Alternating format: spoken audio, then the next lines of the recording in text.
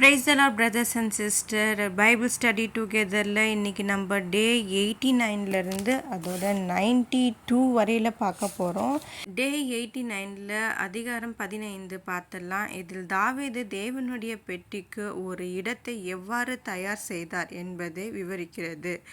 இஸ்ரவேலர் அனைவரையும் மிகுந்த மகிழ்ச்சியுடனும் கொண்டாட்டத்துடனும் எருசலேமுக்கு கொண்டு வருவதற்காக ஒன்று திரட்டினார்.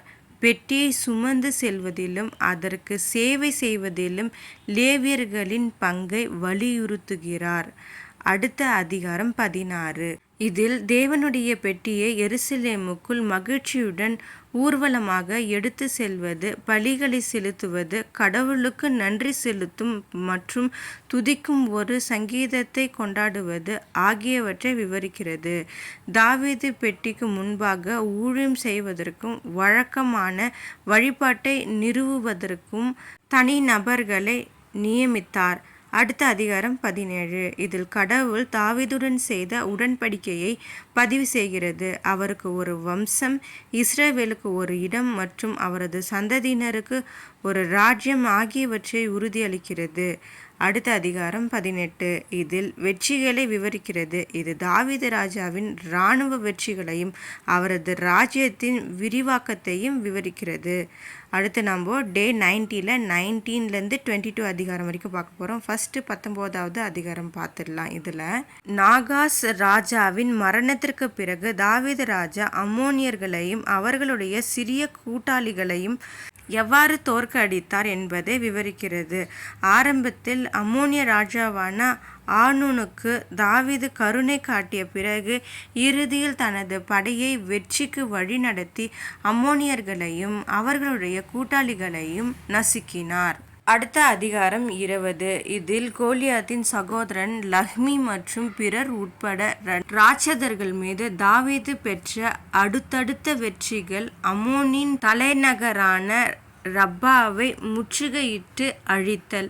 அடுத்த அதிகாரம் 21. சாத்தானால் தூண்டப்பட்ட தாவீது இஸ்ரவேலர்களின் மக்கள் தொகை கணக்கெடுப்பை நடத்த உத்தரவிடுகிறார். இது கடவுளுக்கு வெறுப்பை ஏற்படுத்துகிறது. இதன் விளைவாக 70,000 பேர் கொல்லப்படும் ஒரு கொள்ளை நோய் ஏற்படுகிறது. அடுத்த அதிகாரம் 22. இதில் தங்கம், வெள்ளி, வெண்கலம், கேதுரு போன்ற வளங்களை சேகரித்து தாவீது தனது மகன் சாலமோன் ஆலயத்தை கட்ட தயாராகிறார். கடவுளின் சட்டங்களின்படி இஸ்ரவேலை வழிநடத்த சாலமோனிடம் கட்டளையிடுகிறார். அடுத்த அதிகாரம் 23லேருந்து 26 வரைக்கும். இதில் டே 91 நம்ம இதில் பார்த்துடலாம்.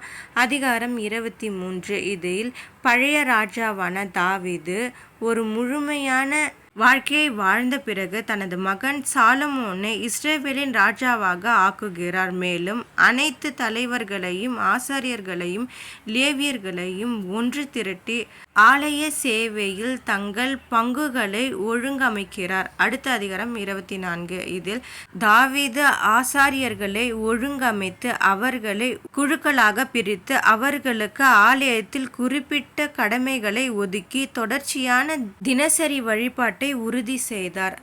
அடுத்த அதிகாரம் 25. இதில் தாவீது ராஜாவும் படைத்தளபதிகளும் ஆசாப்பின் குறிப்பிட்ட மகன்களான ஏமான், எதுத்தூன் ஆகியோரை ஆலயத்தில் இசை வழிபாட்டை வழிநடத்த நியமித்தனர். அவர்கள் வீணைகள், யாழ்கள் மற்றும் கைத்தாளங்கள் போன்ற கருவிகளை பயன்படுத்தினர்.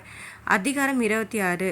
நுழைவாயில்களை காத்தவர்கள் மற்றும் சேமிப்பு கிடங்குகளை மேற்பார்வையிட்டவர்கள் உட்பட வாயில் காவலர்களின் நிறுவன பிரிவுகள் மற்றும் கோவிலில் அவர்களின் கடமைகளை விவரிக்கிறது.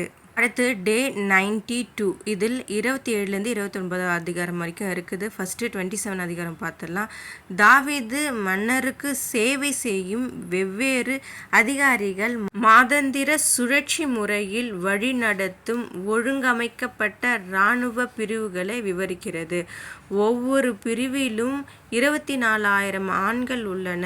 மேலும் ஆலோசகர்கள் மற்றும் பல்வேறு வளங்களை நிர்வகிப்பவர்கள் போன்ற பிற அதிகாரிகளை பட்டியலிடுகிறது. அதிகாரம் 28. இதில் கடவுளை அர்ப்பணிப்புடன் சேவிக்கவும் ஆலயத்தை கட்டுவதற்கான திட்டங்களையும் வளங்களையும் அவருக்கு வழங்கவும் தாவீது தனது மகன் சாலமோனிடம் உரையாற்றியதை சுருக்கமாக கூறுகிறது. அடுத்த அதிகாரம் 29. இதில் கடவுளின் இறையாண்மையை ஒப்புக்கொண்டு அவரது நாமத்தை புகழ்ந்து பேசுகையில் தாவீது ராஜாவின் தாராளமான நன்கொடைகள் மற்றும் ஆலயத்தை கட்டுவதற்கு சபையினர் அளித்த பங்களிப்பு ஆகியவற்றில் கவனம் செலுத்துகிறது. அடுத்து 2 நாளாகமத்தில் 1வது அதிகாரம். இதில் தாவீதின் மகனான சாலமோன் தனது ஆட்சியை உறுதிப்படுத்தி தனது தலைமையை நிலைநாட்டி தனது மக்களை ஆள அறிவை தாழ்மையுடன் கேட்ட பிறகு கடவுளிடமிருந்து ஞானத்தையும் செல்வத்தையும் மரியாதையையும் பெற்றார்.